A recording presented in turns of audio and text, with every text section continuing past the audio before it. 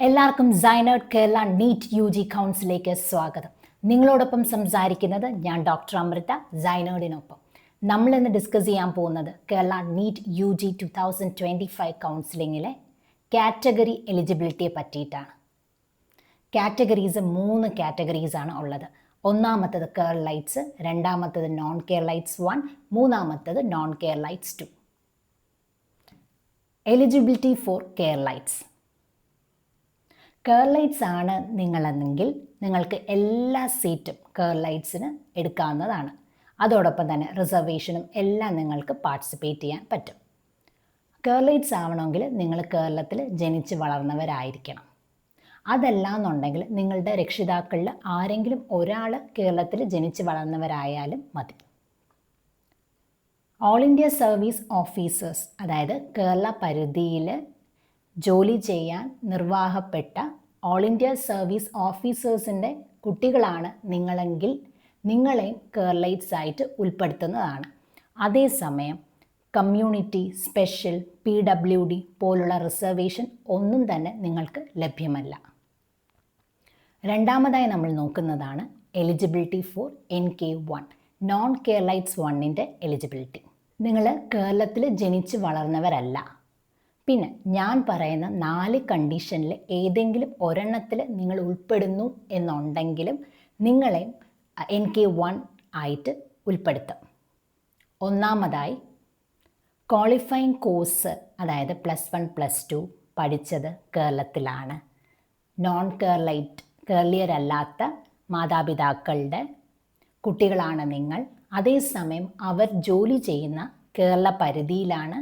Under government of India അല്ലെങ്കിൽ defence service employee ആയിട്ടാണ് അവർ ജോലി ചെയ്യുന്നത് എന്നുണ്ടെങ്കിലും നിങ്ങളെ NK1 ആയിട്ട് ഉൾപ്പെടുത്തും. ഇതല്ല എന്നുണ്ടെങ്കിൽ നിങ്ങൾ ക്വാളിഫയിങ് കോഴ്സ് കേരളത്തിലാണ് ചെയ്തത്. അതേസമയം നിങ്ങളുടെ കേരളീയരല്ലാത്ത രക്ഷിതാക്കൾ, നിങ്ങളും കേരളീയരല്ല, പക്ഷേ രക്ഷിതാക്കളിൽ ആരെങ്കിലും ഒരാൾ അറ്റ്ലീസ്റ്റ് 2 വർഷമെങ്കിലും കേരളത്തിലാണ് ജോലി ചെയ്തത്. Under government of Kerala, government of കേരളയുടെ കീഴിലാണ് ജോലി ചെയ്തത് എന്നുണ്ടെങ്കിൽ നിങ്ങളെ NK1 ആയിട്ട് ഉൾപ്പെടുത്തുന്നതാണ്. ഇതല്ല എന്നുണ്ടെങ്കിൽ 12 വർഷം സ്കൂൾ കാലഘട്ടത്തിൽ 5 വർഷം നിങ്ങൾ കേരളത്തിലാണ് പഠിച്ചത് എങ്കിലും നിങ്ങളെ ഉൾപ്പെടുത്തും. അതല്ല, കേരളത്തിൽ 8ാം ക്ലാസ് മുതൽ 12ാം ക്ലാസ് വരെ നിങ്ങൾ കേരളത്തിലാണ് പഠിച്ചതെങ്കിലും നിങ്ങളെ NK1 ആയിട്ട് ഉൾപ്പെടുത്തുന്നതാണ്. അതേസമയം NK1 കാറ്റഗറിയിലുള്ള കുട്ടികൾക്ക് community, special, person with disability, fee ഇളവ് ഇതൊന്നും ലഭ്യമല്ല. അടുത്തതായി നമ്മൾ നോക്കുന്നതാണ് NK2ൻ്റെ യോഗ്യത. സെൽഫ് ഫിനാൻസിങ് പ്രൈവറ്റ് കോളേജുകളിലുള്ള 15% സീറ്റുകളിലും നിങ്ങൾക്ക് യോഗ്യത നേടാവുന്നതാണ്. ആദ്യത്തെ കാറ്റഗറി കേരളൈറ്റ്സ് 1ലും നോൺ കേരളൈറ്റ്സ് 1ലും ഉൾപ്പെടുത്താത്ത കാൻഡിഡേറ്റ്സിനെയാണ് നമ്മൾ നോൺ കേരളൈറ്റ്സ് 2ൽ ഉൾപ്പെടുത്തുന്നത്. NK2 കാറ്റഗറി കാൻഡിഡേറ്റ്സും സ്പെഷ്യലായിട്ടുള്ള reservation, community, person with disability, fees ഇളവ് ഇതൊന്നും ലഭ്യമല്ല. പിന്നെ മറ്റൊരു കാര്യം എനിക്ക് ഒരു ഉള്ളടക്കം പോലെ പറയാനുള്ളത്, കേരളൈറ്റ്സ് ആണെന്നുണ്ടെങ്കിൽ government seat, reservation, private seat, open seat, NRI seat ഇതെല്ലാം പങ്കെടുക്കാൻ സാധ്യമാണ്. അതേസമയം NK1 നോൺ കേരളൈറ്റ്സ് 1ന് government, private, NRI 15%, open seat ഇതിലെല്ലാം പങ്കെടുക്കാവുന്നതാണ്. NK2 ആണെങ്കിൽ ഓൾ ഇന്ത്യ കോട്ടയിലെ 15% സീറ്റുകളും NRI സീറ്റുകളിലും നിങ്ങൾക്ക് അഡ്മിഷൻ നേടാവുന്നതാണ്. അടുത്തതായി നമ്മൾ നോക്കാൻ പോകുന്നതാണ് സർട്ടിഫിക്കറ്റ് ടു പ്രൂവ് നേറ്റിവിറ്റി. സ്വദേശം കേരളമാണ് എന്ന് പ്രസ്താവിക്കാൻ സഹായിക്കുന്ന സർട്ടിഫിക്കറ്റ് എന്തൊക്കെയാണ് എന്ന് നമുക്ക് നോക്കാം. കേരളൈറ്റ്സ് ാണ് ആദ്യം നമ്മൾ നോക്കുന്നത്. നിങ്ങൾക്ക് SSLC സർട്ടിഫിക്കറ്റ് ഉണ്ടെങ്കിൽ അത് തന്നെ ധാരാളമാണ്. കാരണം അതിൽ പ്ലേസ് ഓഫ് ബർത്ത്, നിങ്ങളുടെ ജനനം എവിടെയാണെന്ന് വ്യക്തമായി രേഖപ്പെടുത്തിയിട്ടുണ്ട്. പിന്നെ പാരൻസിൻ്റെ SSLC സർട്ടിഫിക്കറ്റ്, നിങ്ങളുടെ പാരൻസ്, രക്ഷിതാക്കളിൽ ആരെങ്കിലും ഒരാളുടെ സർട്ടിഫിക്കറ്റ് മതി. അതിൽ കേരളമാണ് ജനനം എന്ന് കാണിച്ചാൽ അത് മതി. അതേസമയം ഇവിടെ നമ്മൾ റിലേഷൻഷിപ്പ് സർട്ടിഫിക്കറ്റ് ഹാജരാക്കണം. കാരണം എന്തെന്ന് വെച്ചാൽ നിങ്ങളുടെ അച്ഛനാണ് ഇത്, ആ ബന്ധം കാണിക്കുന്ന സർട്ടിഫിക്കറ്റ് ഉറപ്പായിട്ടും ആവശ്യമാണ്. പാസ്പോർട്ട്, കാൻഡിഡേറ്റിൻ്റെ പാസ്പോർട്ട് ഉണ്ടെങ്കിൽ അത് തന്നെ ധാരാളമാണ്. കാരണം അതിൽ എവിടെയാണ് ജനിച്ചത് എന്ന് രേഖപ്പെടുത്തിയിട്ടുണ്ട്. ബർത്ത് സർട്ടിഫിക്കറ്റ് ഉണ്ടെങ്കിൽ അതും ധാരാളമാണ്. കാരണം പഞ്ചായത്ത്, മുനിസിപ്പാലിറ്റി, കോർപ്പറേഷൻ അവിടെ നിന്നൊക്കെ നിങ്ങൾക്ക് ലഭ്യമാണ്.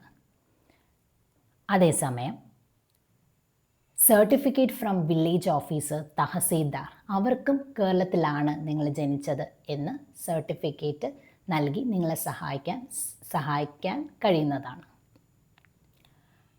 All India service officers, Kerala പരിധിയിൽ നിങ്ങളുടെ മാതാപിതാക്കൾ all India service officers Kerala പരിധിയിലാണ് ജോലി ചെയ്യുന്നത് എന്നുണ്ടെങ്കിൽ അത് പ്രൂവ് ചെയ്യാനായിട്ട് സർട്ടിഫിക്കറ്റ് ഇൻ അനെക്സ്റ്റർ പ്രകാരമുള്ള സർട്ടിഫിക്കറ്റാണ് നിങ്ങൾ വാങ്ങേണ്ടതായിട്ട് ഉള്ളത്. അടുത്ത നമ്മൾ നോക്കുന്നതാണ് നോൺ കേരളൈറ്റ്സ് 1 പറ്റി. അപ്പോൾ non Keralites 1 certificate to prove nativity എന്താണെന്ന് നമുക്ക് നോക്കാം. നിങ്ങളുടെ ക്വാളിഫയിങ് എക്സാമിനേഷൻ, അതായത് +1 +2 കേരളത്തിലാണ് നിങ്ങൾ ചെയ്തത് എന്ന് തെളിയിക്കാൻ വേണ്ടി നിങ്ങളുടെ സ്കൂൾ മേധാവി, ഹെഡ് ഓഫ് ദ ഇൻസ്റ്റിറ്റ്യൂഷനിൽ നിന്നും സർട്ടിഫിക്കറ്റ് സ്വീകരിക്കേണ്ടതായിട്ട് ഉണ്ട്. നിങ്ങളുടെ പാരൻസ് കേരള പരിധിയിലാണ് വർക്ക് ചെയ്യുന്നത്, അത് തെളിയിക്കാൻ വേണ്ടി ഹെഡ് ഓഫ് ദ ഓർഗനൈസേഷനിൽ നിന്നുമുള്ള സർട്ടിഫിക്കറ്റാണ് നിങ്ങൾ ഹാജരാക്കേണ്ടതായി വരുന്നത്. വില്ലേജ് ഓഫീസർ അല്ലെങ്കിൽ തഹസീൽദാർ മുഖേന റെസിഡൻസ് സർട്ടിഫിക്കറ്റ്, അതായത് 12 വർഷത്തിൽ നിങ്ങളുടെ 12 വർഷം സ്റ്റഡി കാലയളവിൽ 5 വർഷം കേരളത്തിലാണ് നിങ്ങൾ ഉണ്ടായത് എന്നത് തെളിയിക്കാൻ വേണ്ടി residence certificate from village officer or തഹസീൽദാറിന് തീർച്ചയായും നിങ്ങളെ സഹായിക്കാൻ പറ്റും. അതേസമയം സ്കൂള് 8 മുതൽ 12ാം ക്ലാസ് വരെയാണ് നിങ്ങൾ പഠിച്ചത് എന്നത് തെളിയിക്കാനായി സ്കൂൾ മേധാവിയിൽ നിന്നും സർട്ടിഫിക്കറ്റ് സ്വീകരിക്കേണ്ടതാണ്. അടുത്തതായി നമ്മൾ നോക്കുന്നത് നോൺ കേരളൈറ്റ്സ് 2. എന്താണ്? ടു പ്രൂവ് ദ നേറ്റിവിറ്റി, സ്വദേശം കേരളം ആണ് എന്ന് അവർ പ്രൂവ് ചെയ്യാൻ വേണ്ടി എന്തൊക്കെ സർട്ടിഫിക്കറ്റാണ് ഹാജരാക്കേണ്ടതെന്ന് നോക്കാം. Certificate of completion of qualifying examination, അതായത് +1 +2 പൂർത്തിയാക്കി എന്നുള്ള സർട്ടിഫിക്കറ്റ് അനെക്സ്റ്ററിൻ്റെ ഫോർമാറ്റിൽ വേണം അവർ അപ്ലോഡ് ചെയ്യാനായിട്ട് ഉള്ളത്. To prove the Indian citizenship, അതായത് നിങ്ങളുടെ ഇന്ത്യൻ സിറ്റിസൺഷിപ്പ് പ്രൂവ് ചെയ്യാനായിട്ട്, തെളിയിക്കാനായിട്ട് പാസ്പോർട്ട് തന്നെ ധാരാളമാണ്. കാരണം passport issued by government of ഇന്ത്യക്ക് തീർച്ചയായും നിങ്ങളെ സഹായിക്കാൻ പറ്റും. സ്വദേശം വ്യക്തമായി കാണിച്ചു കൊടുക്കാൻ പറ്റും. അലോട്ട്മെൻറ്റ് സംബന്ധമായി എന്തെങ്കിലും സംശയം ഉണ്ടെങ്കിൽ തീർച്ചയായും സബ്സ്ക്രൈബേഴ്സിന് നമ്മുടെ സൈനേർഡ് പോർട്ടലിൽ കയറിയിട്ട് എല്ലാ ഡീറ്റെയിൽസും മനസ്സിലാക്കാൻ സാധിക്കും. ക്ലോസിംഗ് റാങ്കിനെ പറ്റിയോ, ഏത് പ്രൈവറ്റ് ഇൻസ്റ്റിറ്റ്യൂഷൻ നിങ്ങൾക്ക് സെലക്ട് ചെയ്യണം, എന്താണ് നിങ്ങളുടെ പ്രിഫറൻസ് ഓർഡർ, എല്ലാത്തിനും പറ്റി നിങ്ങൾ ടെൻഷനായി ഇരിക്കുകയാണോ എങ്കിൽ എല്ലാത്തിനും ഒരു സൊല്യൂഷനുണ്ട്. നമ്മുടെ സൈനേർഡ് പോർട്ടലിൽ കയറി എല്ലാം നോക്കാവുന്നതാണ്. അതേസമയം നിങ്ങൾക്ക് എന്തെങ്കിലും സംശയമുണ്ടെങ്കിൽ താഴത്തെ കമൻറ്റ് ബോക്സിൽ കമൻറ്റ് കൊടുക്കാം.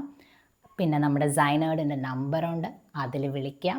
വാട്സപ്പ്, ടെലിഗ്രാം ഗ്രൂപ്പിൽ ഒക്കെ നിങ്ങൾക്ക് ലിങ്ക് ചെയ്യാവുന്നതേ ഉള്ളൂ. സംസാരിച്ചത് ഞാൻ ഡോക്ടർ അമൃത. എല്ലാവർക്കും നന്ദി.